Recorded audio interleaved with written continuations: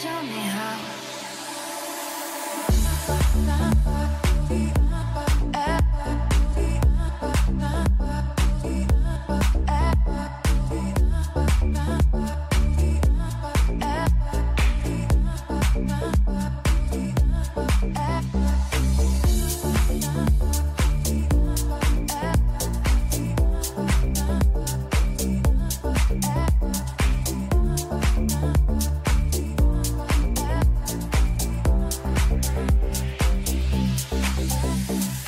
Je pense qu'il y a une rupture par rapport aux clients et par rapport aux consommateurs sur la façon de l'approcher et surtout sur lui, ce qu'il veut. C'est qu'aujourd'hui, il a pris conscience de son pouvoir et en fait, c'est une rupture par rapport au dogme qu'on avait de la marque top-down. Vous ne pouvez plus ne pas prendre en compte l'avis du client.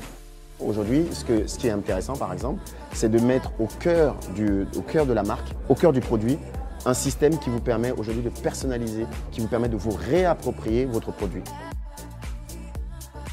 La disruption qui m'intéresse le plus en ce moment dans l'univers du luxe, c'est l'ultra-personnalisation, c'est-à-dire le fait qu'à partir des données d'un client, son rapport à un produit, son rapport à une marque ou bien tout simplement son passé qu'il a déposé sur les réseaux sociaux, c'est la capacité à proposer des produits et des services ultra-personnalisés. On commence à le voir notamment à travers certains produits cosmétiques, comme par exemple j'ai cru comprendre que Lancôme aujourd'hui proposait des fonds de teint en fonction de sa peau ou encore des soins en fonction du taux d'hydratation, etc.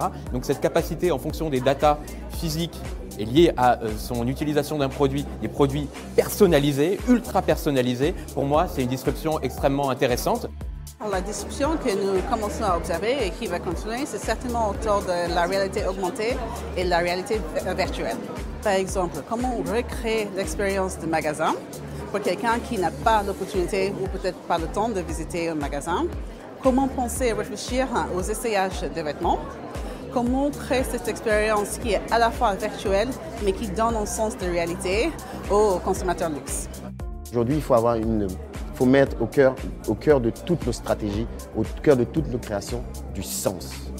Par exemple, on a travaillé avec Nike où on a récupéré les données liées à leur parcours dans la ville. Ces données, elles sont géolocalisées, elles sont timées. On a pu travailler avec un artiste numérique qui a représenté de manière esthétique et informative ces parcours utilisateurs qui étaient ensuite partageables sur les réseaux sociaux. C'est vrai qu'il y a beaucoup de sujets très riches et divers qui ont été discutés. Il y avait sur l'évolution des influenceuses virtuelles et ce que ça pourrait apporter dans l'avenir. Je suis très intéressée pour voir comment ça va évoluer.